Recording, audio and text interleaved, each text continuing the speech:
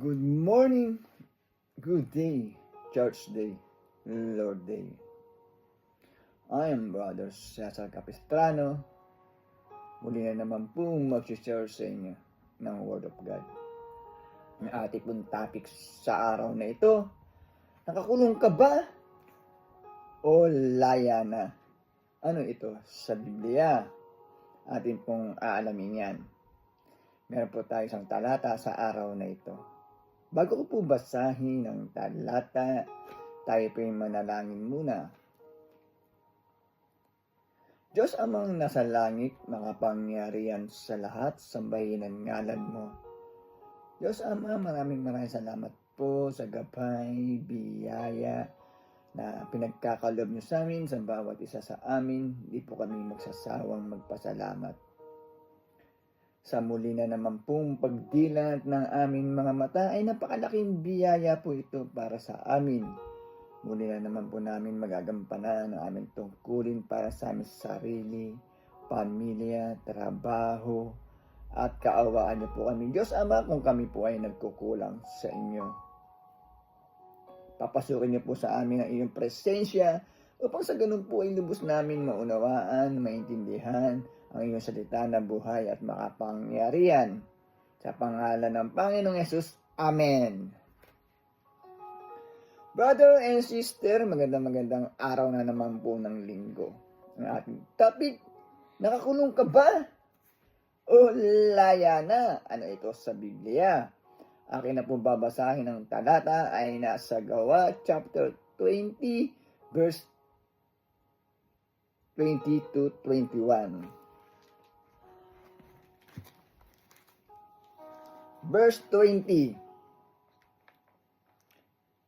Hindi ako nangiming magsabi sa inyo ng anumang ikabubuti ninyo sa aking pagtuturo at pangangaral sa inyo, maging sa hayagan at sa bahay-bahay.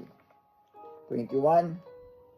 Ipinangaral ko maging sa mga Hudyo at sa mga Grego na dapat nilang talikdan ang kanilang kasalanan at magbalik loob sa Diyos at manalig sa ating Panginoong Hesus Kristo.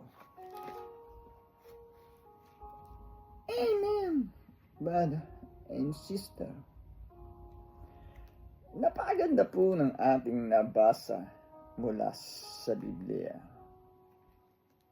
Sa aral ng ating Panginoon Hesus Kristo na naibahagi ng ating Apostol Pablo,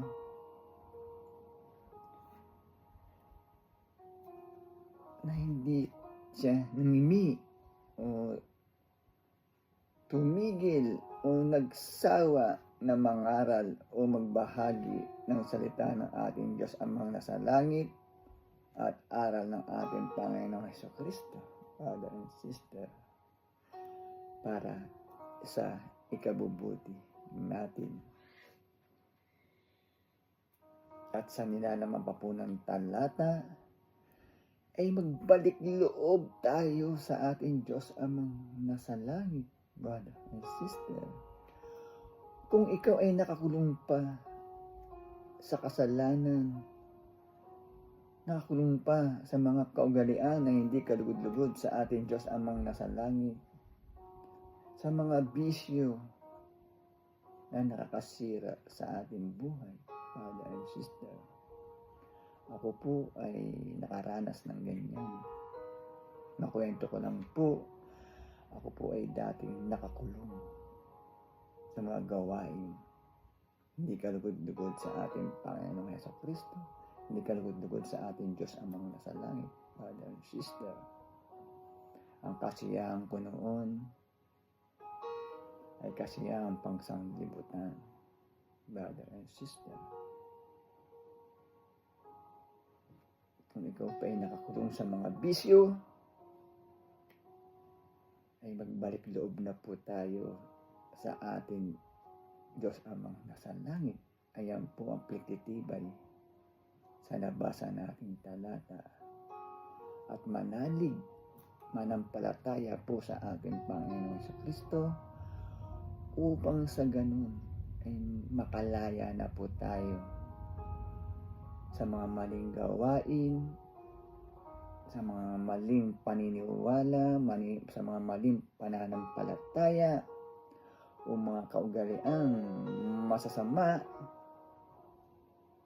Dapat po ay maging malaya na tayo, brother and sister. Magbalik loob na po tayo sa ating Diyos Amang nasa langit. Upang sa ganon, magkaroon po tayo ng gabay na nanggagaling po sa naglikha sa atin. Napakadali lang pong magbalik loob upang lumaya tayo, magsisi po sa ating nagawang mga kasalanan, brother and sister.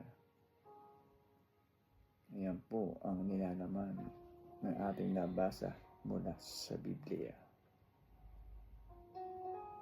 Magbalik loob na po tayo sa ating Diyos Amang nasa langit, brother and sister. Habang sa ganun, ang pinakamahalaga ay makasama po tayo sa kaharian ng ating Diyos Amang nasa langit. Napakaganda po ng ating nabasa mula sa Biblia. Kaya po sana ay huwag po tayong manawa makinig every Sunday na aking pong ibinabahagi ng salita ng Diyos na buhay at makapangyarihan upang sa ganun po ay magkaroon tayo ng kaalaman, gabay dito sa sanlibutan. Magtatapos na po yung ating topic, tayo pa yung manalangin muli. Diyos Amang nasa langit, makapangyarihan sa lahat, sambahin ang ngalan mo. Maraming salamat po, nakapagpakinig na naman po kami ng iyong salita na buhay at makapangyarihan na nagbibigay lakas po sa aming katawan at espiritual. Maraming salamat po. Sa pangalan ng Panginoong Yesus, Amen. Brother and sister, lagi po tayong mag-iingat at magdadasal. God bless to all.